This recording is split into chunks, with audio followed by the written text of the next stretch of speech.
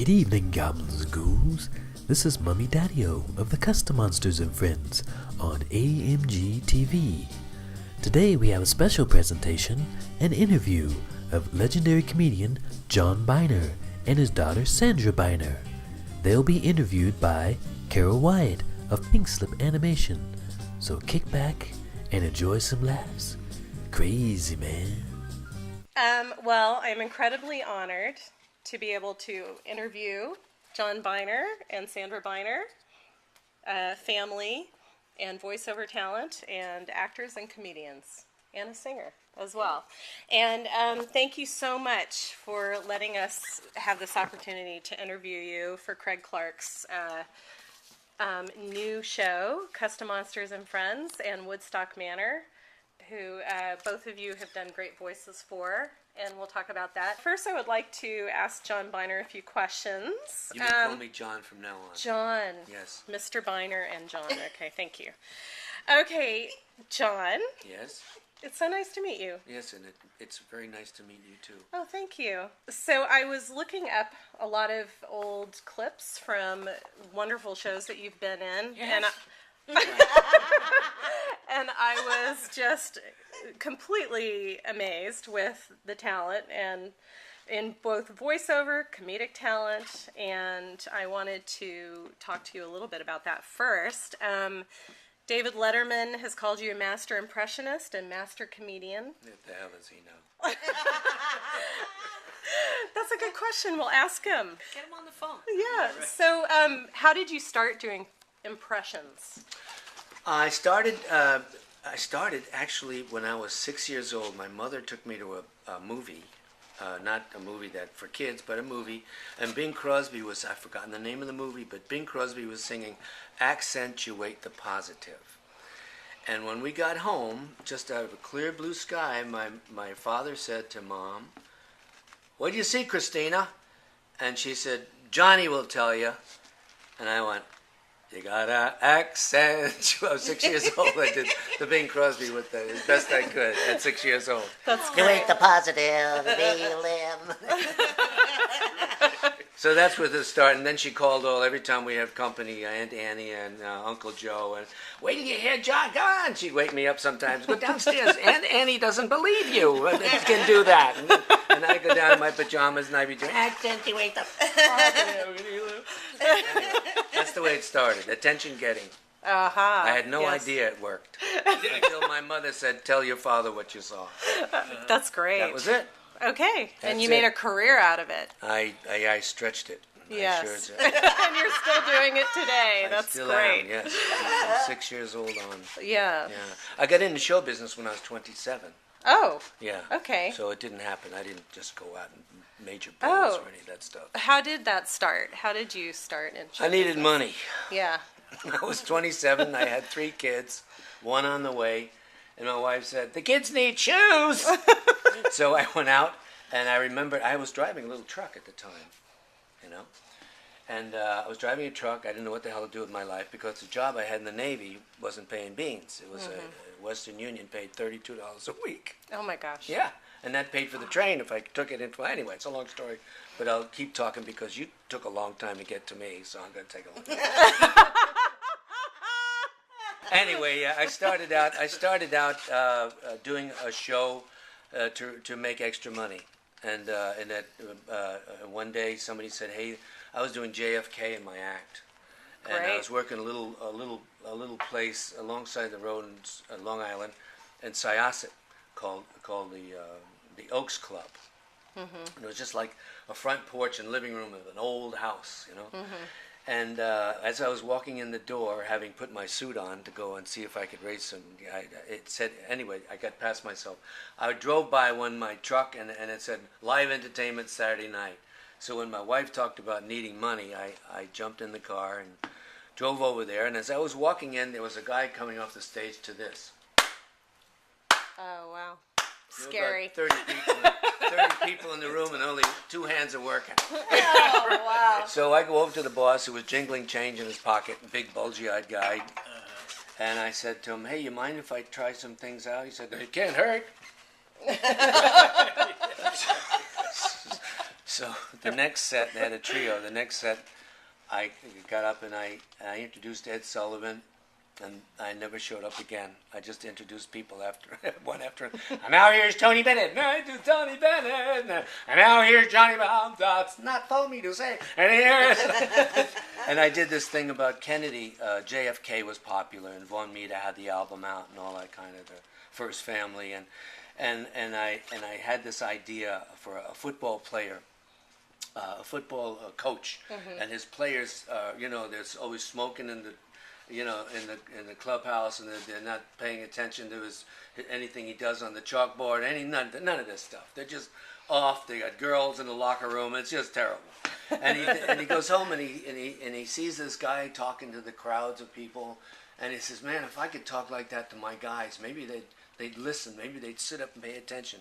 So the next night he goes in. That was like my first act. Okay, so it's not great material, but here it goes. The next day he goes into the locker room. He says, "Members of our squad, we are gathered here in this locker room for one purpose, and that is to keep warm. It is cold out there, and also to talk about last week's game. When we played the Texas Longhorns, I had no idea we'd be playing real steers." That's great. Which brings me to point number 3. When we lose today, and we will lose today, I just want you to know it embarrasses me when you carry off the opposing coach on your shoulders. Now get out there and lose. Wow, great. There it was. Incredible. There it was. There it was. That's I pretty good remembered it, material, too. I think, for a first time. So anyway, the bass player, as I'm going into the kitchen to get a little snack between shows at the Oaks, he says, "Hey, there's a JFK contest going on at this comedy workshop in Manhattan." So I go, and I win the thing, Awesome. and then they have, and you'll understand this, and then they have improv time after that. Now, in the room are a lot of people to hear, and Von Meter was there. He said, "Hey, you're pretty good. That's the best I'd say to anybody." So anyway, a lot of agent types and manager types, and people are coming up and handing. No, so then they're going to have improv time, and some people are hanging on to see improv time. I don't know what an improv is. Right. I tell you, I swear to God. A guy walks up to me, one of the comics, and he says, "You want to do an improv?" And I thought, Oh, "Whoa, That's something you do in the alley or what?" I had no idea what an improv was. Right. So then he explains to me, and he wants to work with me, and he was a rubber-faced kind of guy. I've forgotten his name. Yeah, one of these rubber-faced and all these doing things like that. Wow, great. Yeah. So anyway, he says, "You want to do something with me?" I said, "Well," he explains what it is, an improvisation. Oh, I gotta go. So we go up on the stage, and he says, and the curtain's down, and he says, "Okay, it's our turn to go." And he says, "Here's the deal." He says, "You be the tower, and I'll be the plane, and my landing gear is not coming down, and I call you the tower, okay?" So I said, "Yeah, sure, fine, okay, fine." So I'm not me now. I'm just anybody I can. I think Rod Steiger would be good for the guy in the thing. Okay. Right. So he says, "Okay." So here the curtain comes up and he goes, "Playing the tower. Request permission to land." And I can't think of anything to say. I cannot think of anything to say. I don't know what to say because I've never done one of these before. Right. Scary. And I still don't know what to. Oh. So I'm standing there, and the audience is starting a little, laughing a couple of things because they're not hearing anything. So he puts his arms up again. He says, playing the tower, request permission to land." I still don't know what to say. Now the audience is chuckling a little bit. I'm just staring out at the audience. And the third time I figured, if I can't, God help me, if I can't think of something to say, the third time I'm a loser up here. So he goes, playing the tower, request permission to land with the faces, I'll save you those. And I go, boy, have I got news for you. All right. And so then I met the man who would become my manager for the next 16 years. And he was connected with Thelonious Monk and Mose Allison. Oh, He happened to be teaching high school English in a town out in Long Island at the same time. But he was a jazz fan. He loved their music, so I got to work a lot of jazz clubs early in my career. Great. And I was introduced to jazz music, and Wow. what could be better? Yeah. What could be better? And some mobsters, I'm sure, too. Oh, I'll tell you, mobsters. Okay, I knew it. If it's a jazz club, I'm you gotta working have a on- mobster. Wait, no. That was the Vanguard. Oh, That was the Vanguard. It's where Okay. I worked for a year, complete year. That's I do my great. job, my day job, then jump in the car and go through the guys down at the poor guys that come over and wipe your windshield with the greasy rag. You know, oh, okay, here's 50 cents. Get out of here. I'll give you $1. Don't touch it. So anyway, what's that called? The Bowery. Yeah, I have to go through from Long Island. And what the hell was I talking about? I got off at the Mobster. Bowery. Oh. Mobster. Yeah. Okay, I'm working with Ben Vereen later on. Vereen? The thing is starting to happen. The career is starting to happen. I've been on TV a couple of times. Blah blah blah. I'm working with Ben Vereen. This is a mobster story. And another when God every once in a while comes up and goes, "Have I got news for you?" You know, and then or this case he yelled out something else to me, which I used. So we're opening at the Latin Casino in New Jersey. Big barn of a place. 2,500 people can sit in this place. 25. It's a big barn, you know. So there's a balcony and the whole thing, whatever. And there's I'm coming before. We're opening. This is opening night. The roofers union buys out the night. Okay? So it's just them in the room with their tuxedos and their little friends under their arms. And then my manager comes back to me, Harry comes back to me, and he says, I just want to tell you, it's going to be rough. You know, guys are sitting on the tables out there. They've got their coats open. I can see the pistols and the things, and they're all yelling and stuff like that. So he says, I just want you to know that. So I don't know what to tell you. So I'm going on first, you know. So I go out there and now, ladies and gentlemen, from John Byner. The den, and somebody from the den, who God said, "Hey, say this to him," yelled out, "What are you gonna be when you grow up?" And I said, "Not a big mouth." And then everybody left you. That's all you needed to do. There you go. All right. Nice, huh? Yeah. You know how to get along with the mobsters. And the manager of the club turned to my manager and said, "What is he, crazy?" But they loved you, I'm sure. Yeah, they I just had loved them. that. They Yeah, loved it. of course. No, I didn't really have guns. I don't want people to think that people in New Jersey all have guns. It's just a show. Of course. And they were sitting were in their props. chairs too. And they were sitting. Yes, Okay. right. Yeah. So there you go. That's a long way to say I don't know what.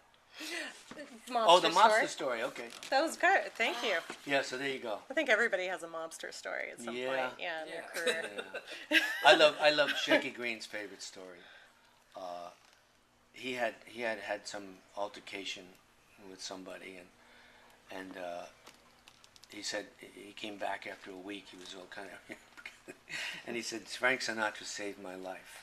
Oh gosh. Yeah. He said he walked out of the club one night and two guys started beating him up in the alley, and Frank came out and said, "That's enough." Yeah. No, meaning that. Yeah. It's good to have That's Frank enough. Sinatra in your pocket. Oh, it's just a joke. It is. Well, you've worked with amazing people who are just gosh, historic. Fred Astaire and Bing Crosby. That was so great working. Oh my God! And you were just the list. Hung out with Cagney. Oh my gosh. Dad's I'll tell you the story. Here's the story. Okay, tell I'll me. tell you my Cagney story. Yay. I'm hanging out with Roger Miller, who's a good friend of mine, and I'm over at his place in Bel Air or someplace. And he said, "Hey, Byner, guess where I'm going tonight?" I said, "No way." James Cagney's house. You should talk like that real fast. You got to catch it fast. James Cagney's house. I said, "Boy, what I wouldn't do to meet James Cagney." I just said that, okay? And but time, okay, let you guys get dressed now. I'll see you later. Okay, bye. Bye, John. Bye. Okay. So now I'm out at the beach And I've got the house out there. My kids are upstairs having a fight. The dog is barking at them. They're arguing over a shirt or something. I'm down in the kitchen cooking for them, and there's like a little balcony kind of thing where you could come up from this front and look down. And now in the middle of all this barking, that's my shirt, not that. Like I said to you before, that's what I said that from. That was that story. My shirt, no, it's not. You have the blue one. No. Anyway, there's barking and there's this, and the phone is ringing, and somebody picks up the phone, and my daughter Rosine comes over to that little balcony. She goes, "Dad!" I go, "What? What? James Cagney's on the phone." So I pick up the phone. "Hello? Jono, it's me, Jimmy Cagney.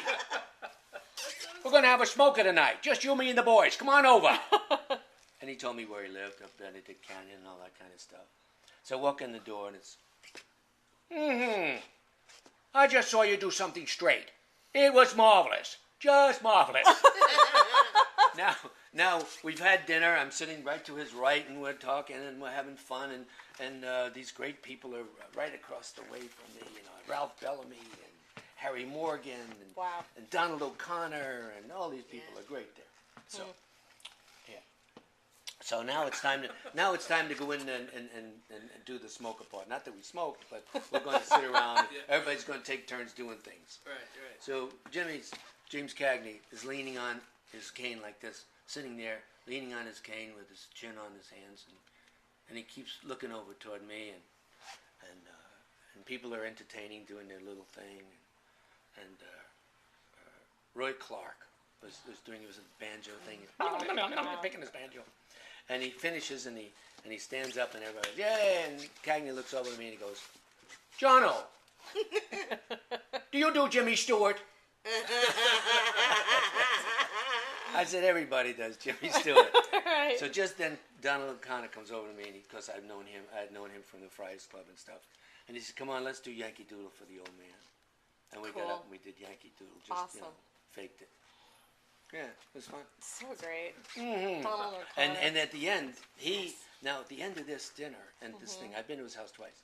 At the end of this thing, he and Pat O'Brien walked me to the door, like here. Uh-huh. And Pat O'Brien and James Cagney take turns doing that Irish poem about the wind at your back. Uh-huh. And never let the wind. They always have the wind at your back, and I'm pinching myself. Pat O'Brien and James Cagney. When I was a kid, I used to watch them. That's amazing. Yeah. Wow. It was a buzz. What about the photograph, Dad? Which one's that? The one when you went to, the one on his desk. Oh. Now, time goes by and he passes away, and I'm at the travel with the lodge in the valley where people have breakfast, and there's what's the name of that lodge? Sportsman's Lodge. Sportsman's Thank you very Lodge. much. Sportsman's Lodge with a comedian I won't mention because the waitress comes over to me and she says, "I waited for him to go because I had something I wanted to tell you." And I said, "What?" She says, "Well, I'm helping Billy Cagney, that was his wife. I'm helping Billy write a book about James, and I just wanted to tell you that over his desk is a picture of you." Oh. Yeah. And I thought that was so sweet. Well, you do a good Cagney. Wait a minute. He probably just a loved minute. that. Oh yeah, I it was think fun. if there's ever a story of his life, I think you should play the part because you look so young and with everything and his growing up. I mean, I think of all of the movies that he's done, and every time I see him on film, I see you, Dad. I really do. Well, that's good. No, I do. My mother thanked you. My father thanked you. My sister thanked you. And I'll be damned if I thank you. And plus you have the physical down too. You're like him. You take on his personality physically. Yeah, there's some people in my career that They're good at that. I have. You're But I've come amazing. I've had people come out of the Ed Sullivan booth. When the thing after the show, they go, "My God, you're into his head. You got his head." Yeah. I was watching those today on YouTube. But there's little things they used to away. do. There's little, Yeah, you had his mannerisms too. Yeah, but Down. those things are fun. Yeah, that is fun. It's amazing, you know. It's a lot of comics, you know, how they do that turnaround thing. When you're watching my dad, I know I'm talking about you right in front of me like this, but it's like you watch the person actually kind of morph right into you, Dad. It's amazing to watch, and you don't have to turn around. You know how a lot of was it Frank Gorshin who did that? You turn around and they go something like this. Yeah. And it goes exactly like that, or you're fired. Right. I used to do a thing about the comic turning around. It was a bit. Yeah. I said, you ever wonder what they do when they turn around? And I said, so I tell the audience, okay, you're like the curtain, and the audience is out here where the curtain is actually. So I'd say, okay, folks, let's see. You didn't like that? Say, who do you like? Mickey Rooney, huh? Mickey Rooney. Okay, I'll do Mickey Rooney. It goes something like this. God. I can't believe this crowd. Who booked me in here? A guy with a fishing rod in the front seat. The front row, he's got a fishing rod. Okay. Who am I going to do? Mickey Rooney. Mickey Rooney. How do you make a guy sound short? Oh. I'll give him Mickey Mantle. He won't know the difference. Hey, it's Mickey Mantle. Hey, show! And it went on like that. And Steve Allen loved that bit. He used to want me to do that all the time. And there's one part where he's saying, okay, I'm gonna do. He gets so frustrated at one point. He says, okay. If they don't like this one, if they don't know what this, I'll do Walter Brennan. They'll must be. Okay, here it is. So. Okay, you don't like that. Oh, okay. How about Walter Brennan? You remember Luke DeBond? Steve Allen picked up on Luke DeBond, and he would always do that. I'd show up and Luke DeBond. So you were on a show with Steve Allen. Oh yeah. Right, yeah. Oh yeah. Steve, I was working with Mel Torme in Manhattan. Gary Moore came back to try to come back, and all that on that show were Lily Tomlin and a guy named Jackie Vernon. I think I hurt myself. Yes. And Pete Barbuti and it didn't work. He did it for about 8 weeks, and in that time I was working with Mel Torme and Woody Herman at Basin Street East. You know what I'm saying? Wow. And one night Steve, who knew Mel from their childhood in Chicago, Steve came in to see the show, and I could hear that cackle out there. and I went back to my dressing room after working with them and this and that, and the phone rings and it's Mel. It says, "Hey Johnny, there's somebody here who wants to talk to you. Come on over to my dressing room." And it was Steve. And Steve said, "You know, you're funny," and Jane was with him, and he said, "If I ever get another show, you're on it." You know, you hear that when you're a kid. You hear that about a lot of things, you know. Yeah, right. Yeah, right. Yeah. And sure enough, Mel's going out to work at the Tropicana, and I'm going with him. And I flew back and forth to do rehearsing at NBC, and sure enough, it was CBS. And sure enough, I was on his show, and it was nice. It was fun. Yeah. He was a great guy. Of course. It must have And he been used amazing. to always have me. I'll tell you a really funny thing that got him. I used to love to make him laugh. I mean, when he laughed, it was over. You know, it was over. Like he couldn't get into the next sentence without cracking up and slamming his head. Here's what happens. He's doing the Vine thing, you know, the talk show on Vine Street, and he's got some guy that wrote a book or found something. There's a little guy, and he had a lip up where the, you know, like about 6 inches up, and his desk was up there. So when you came up, you had to, you know, go up there and shake his hand or whatever you did. Right. So the guy just before me, he's just a, you know, a regular civilian kind of guy who's going to push his book or something. And he comes out and he gets to the lip and he's one of those, but he catches himself and he shakes Steve's hand. Okay, now that's all I had to see. Now No, and he's a funny man. I love him, and he's been on my summer show and blah blah blah. John Byner, come on! I come out and I hit that lip, and I hit everything on that stage. I hit that. I flew across the stage and pounded into the wall. Things are falling off shelves, and he's over going. Wow. Just absolutely losing it, just cracking up. Things are falling off the thing. So he says, "You made me feel like I'm back in high school." Right. That was fun. Yeah. Yeah, love Steve. I love Steve. And then you were on Ed Sullivan a few times. 18, they tell me, 18 times. Alan King, for example, was on 51 times, but Alan didn't have anything to do. He was sitting around the house just doing nothing. And anyway, Alan was one of those people that if somebody fell out, they call Alan. He was ready. Yeah. He was ready. Funny story about Alan. Yeah. Rest his soul. He's gone now. Yeah, he's gone now. In fact, everybody we've been talking about is gone now. I'll tell that story some other time. That's a long story. And that ends part 1 of our interview with John and Sandra Byner. Tune in again to hear part 2. Later, cats.